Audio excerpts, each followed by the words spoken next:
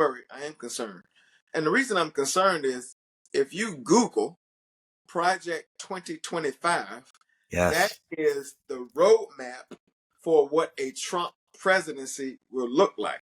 When his kids get on national TV and say, we need people in the federal government who think like my father, forget about whether you like Joe Biden or not. Forget about whether you agree with Kamala Harris or not. Forget about whether you embrace the Democratic Party or not. That should scare the shit out of everybody. Talk about Project 2025, because I think that's really what should keep everyone awake at night. Like, that's the shit that just they're telling us what they're going to do. The blueprint is there. They're telling us what they want to do, and it's like most of America just isn't paying attention. Well, and that's the problem. We pay attention to the wrong things. It will if it was a Drake and whomever beefing game, then that would grab all of our attention. But if you tell somebody to Google Project 2025, they say they ain't got time for that. Or I got other things to do. Well, I don't really understand. Well, I don't need to know that. Well, my vote don't count. And so Project 2025 to me is a right-wing extremist manifesto, which ultimately is a roadmap to say this is what we're going to do, not if, but when we get power. And they're saying when because they expect us not to show up. They expect us not to be engaged. They expect us to choose the couch or third party or even them in this election because, it's more easier to be angry than it is informed. And so they've already had their plan about what they're going to do. It's almost like the blueprint for building a house. That's their put together by this right-wing extremist group, the Heritage Foundation, and they're basically going to exterminate democracy and freedom as we know it and do their best to exterminate the needs, concerns, aspirations, fears, and hopes of black and brown Americans as we know it. And so that's what Project 2025 is about. I think my party has to do a better job of elevating and amplifying the attention around it and what's in that document. It's almost like when you go to the bank or you go to a car dealership or so forth, they tell you very quickly, sign here at the bottom, and if you want to, read all the things in between. So the details, the fine print. We've got to learn how to stop just reading the headlines and read the fine print because it is the fine print that has defined our journey in this country for hundreds and hundreds of years. And on that note, for 400 plus years in this country, Michael, we've been neglected, forgotten about people. That will not change in one election cycle. And so that's why we have to treat voting as an exercise. The same way you go to the barbershop every week or 2 weeks or however often we go, we get updated. That's how we've got to be voting. The ladies who go to the nail salon or the beauty parlor, same way. The same way you mow your grass in the summer, you can't just mow it one time and think your problems go away. The same way you go to church, you can't just show up on Easter Sunday and think. Some of us can. Some of us. Don't worry. We've got to vote. He knows my heart. He knows my heart. That's right. So that's where I'm at on. That's where I'm at on that. Yeah, I mean, Project 2025 includes things like mass deportations. They want to round up all undocumented immigrants and put them into literal camps while they deport them. I mean, we're talking about millions and millions of people. It would allow them to fire millions of government workers and basically remove the institutions of government that protect us, like the Civil Rights Bureau. It goes so far to talk about overturning the Civil Rights 1965 Act. I mean, this is like scary shit. And we got people talking about they're both Trump and Biden are equally as bad. Like, what do you say to that? Did you hear the former president the other day when he talked about he felt like white people, I think white men, have been mistreated in this country, and he's going to fix that? I heard. So I heard. I'm not going to say who it was, but I was in a green room for a show, and I had an entire conversation with a Republican who made the case that white men are under attack and they've been feminized by Democrats and the Democratic agenda.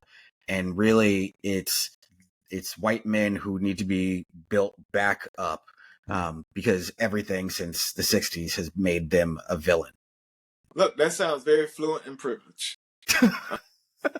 and that's what, but that's what we're up against. And that's the potential that rides on this election. That's why our turnout is so important. I mean, they're talking about putting up Tim Scott. Like, what? I ain't even talking about putting up Tim Scott. They're trying to use Tim Scott as a flirtation tool to lure people away from the realities that we're trying to fix, and they want to make even more hard. That's what's so frustrating. That's what's so scary. Well, it's frustrating when you see, I get the line's always shorter on the other side. If you're a black Republican, the ascent is always quicker. But I know black Republicans who are principled Republicans, and I know black Republicans who are just there to climb the ladder quickly. And look, we come from good stock.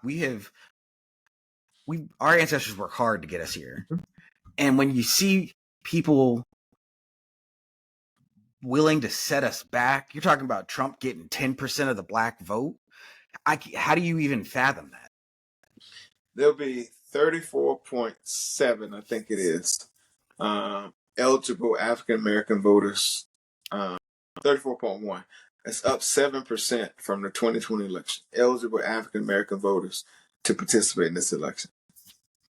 We have the opportunity to shape our community, the country, the Congress, the Constitution in the next 50 to 60 years if we not just show up and vote, but we vote our interests. There's nothing on that ballot, third party, fourth party, second party, other than Joe Biden and Kamala Harris, that by and large represent our community, our interests, our needs and concerns, and the future of this country. And even if you don't vote for yourself, vote for your friend who you know is struggling and going to need help. Even if you don't like Joe Biden, even if you don't love Joe Biden, like your country and your community enough to know that a vote for Joe Biden is a vote against those who are trying to take away basic things that you enjoy. And if you don't think that they are going to take this stuff away in this next election, all you have to do is read Project 2025. But look at what they've done in the United States Congress. Every chance they get, they've tried to roll back the winds of progress. Think about this, Microsoft. A woman or a child, a little girl born today has less rights and say-so over her body than her parents, grandparents, and great-grandparents in some cases. And think about this. No one imagined 50-something years ago that we would even be having this conversation. No one imagined when the Voting Rights Act was passed, our grandparents and great-grandparents couldn't even think about the fact that slowly over time, those rights that they had to work so hard to secure have been eaten away over time, and we're almost back to the bare bones. And if we're not careful, that can be yanked away. Think about diversity, equity, and inclusion as we know it. Mm-hmm. Which Republicans just shut down in the House. They shut down the DI office. Being taken away. And you know why those things have happened? Is because in 2016, when we had the most qualified person to ever run for the office run versus the most unqualified person to think about the office in Donald Trump run, people voted for Trump, 13% of black men. Mm-hmm. Had people vote third party. Mm-hmm. Had some people in the Democratic Party who did not go as hard for Secretary Clinton as they should have because of their own reasoning and agenda. And so you had some set the election out. And as a result, the next 50 to 70, perhaps 100 years at the nation's highest court will be ruled by right-wing extremists who don't give two flying kites about what happens to our community when they make these rulings. If you're pissed off by student loans because you didn't get what you thought you were going to get, even though we've done $160 billion in student loan debt relief, well, it was the right-wing activist court and the Republicans who took that away, not Joe Biden.